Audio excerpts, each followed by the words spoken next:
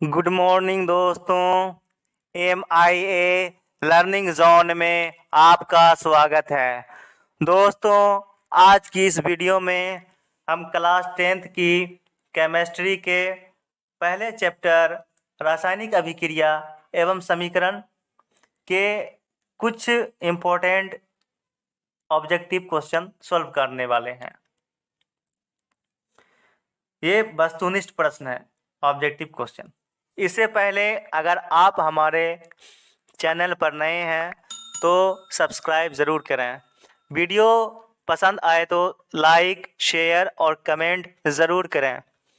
तो चलिए आज की क्लास स्टार्ट करते हैं। ये वस्तुनिष्ठ प्रश्न है। पहला प्रश्न है कि रासायनिक अभिक्रिया को व्यक्त किया जाता है। 4 ऑप्शन है: संकेतों के रूप में, अनुसूत्रों के रूप में, समीकरणों के द्वारा, सरल सूत्रों के द्वारा। तो क्या होगा इसका आंसर? तो इसका आंसर होगा सी, समीकरण के द्वारा। क्योंकि किसी रासायनिक अभिक्रिया को समीकरण के द्वारा दर्शाते हैं। जैसे यहाँ A है प्लस B है। A और B अभिक्रिया करके C और D का निर्माण करते हैं। तो यहाँ पर इसे समीकरण के द्वारा दर्शाया गया है। तो इसका आंसर होगा सी, समीकरण के द्वारा। अब दूसरा प्रश्न है कि समीकरण के दाएं और बाएं दोनों ओर प्रत्येक प्रकार के परमाणुओं की संख्या समान है। यह समीकरण है, कैसा है? 4 ऑप्शन है: असंतुलित, संतुलित, द्रव्यमान संरक्षण के नियम के प्रतिकूल, या इनमें से कोई नहीं। तो इसका आंसर होगा संतुलित समीकरण। क्योंकि संतुलित समीकरण में समीकरण के दाईं ओर और बाईं ओर दोनों तरफ परमाणुओं की संख्या बराबर होती है। तो ये हो जाएगा संतुलित समीकरण, ऑप्शन नंबर बी।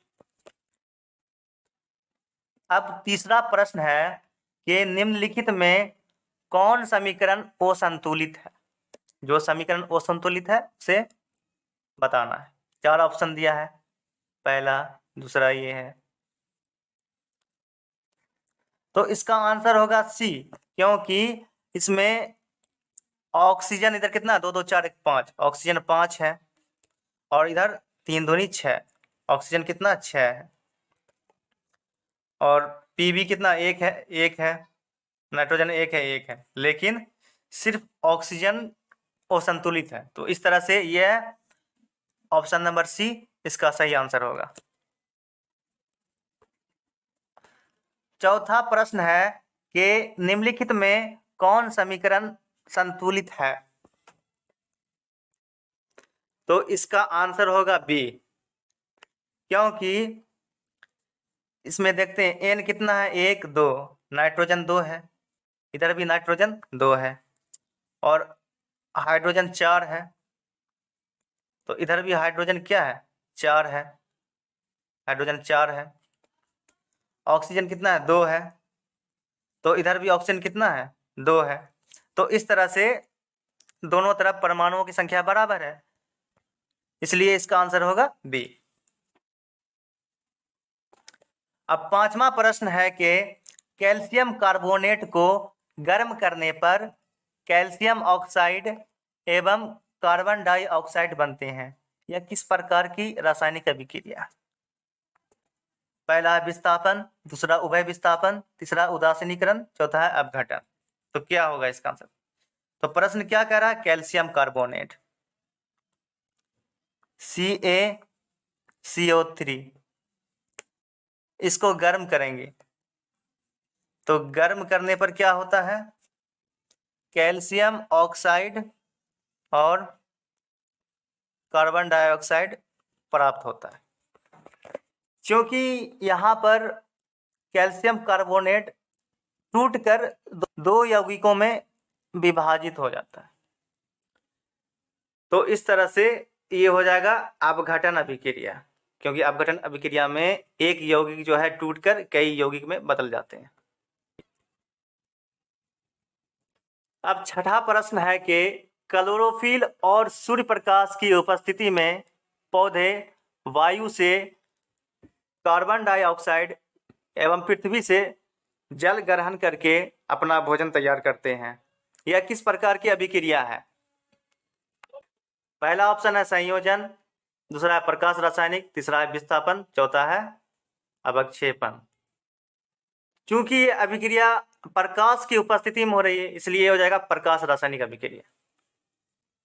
इसका आंसर होगा ऑप्शन नंबर बी।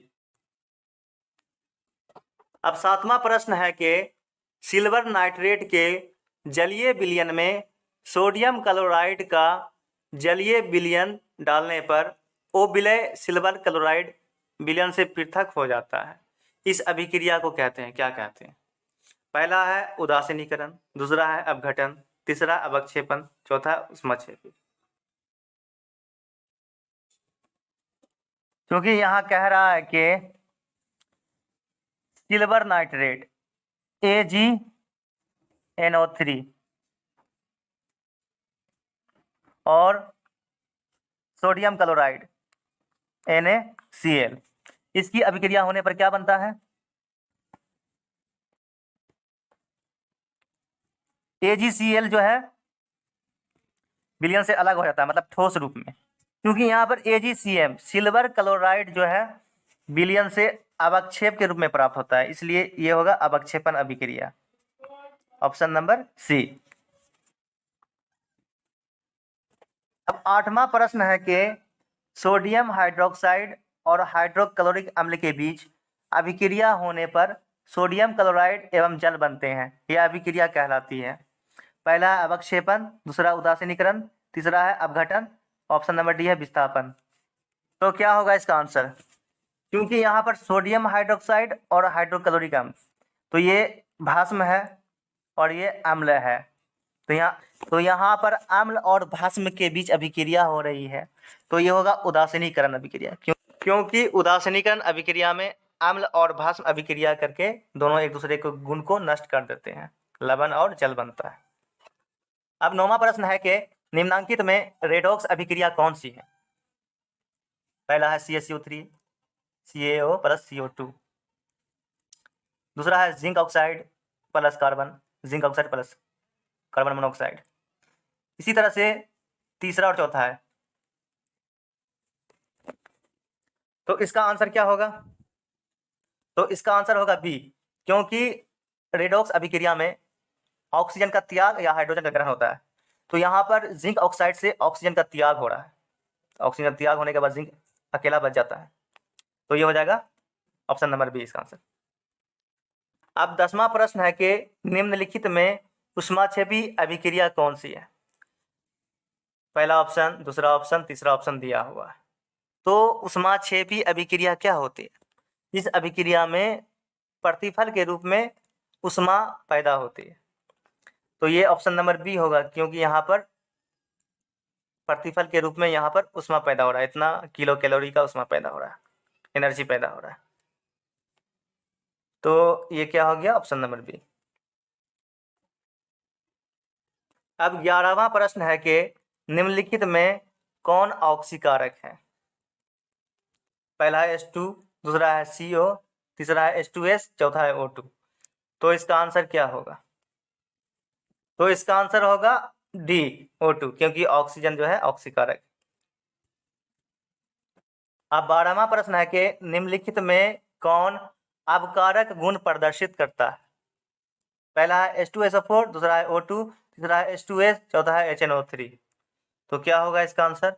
तो इसका आंसर होगा option number C, hydrogen sulphide. अब हमारा 13वां प्रश्न है कि समीकरण 2Cu प्लस O2 = 2CO किस प्रकार की अभिक्रिया है?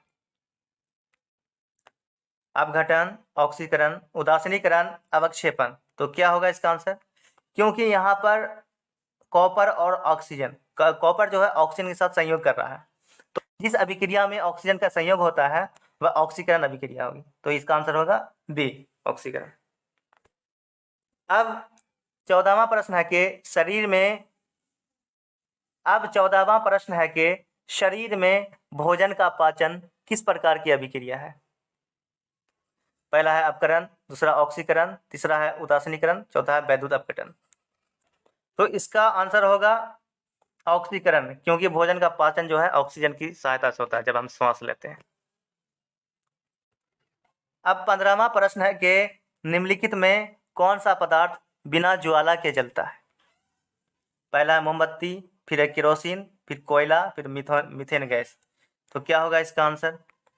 तो मोमबत्ती ज्वाला के साथ जलती है, केरोसिन भी ज्वाला के साथ, तो कोयला ज्वाला के साथ नहीं जलती है, मतलब लौ के साथ नहीं जलती है। तो इसका आंसर होगा सी, कोयला।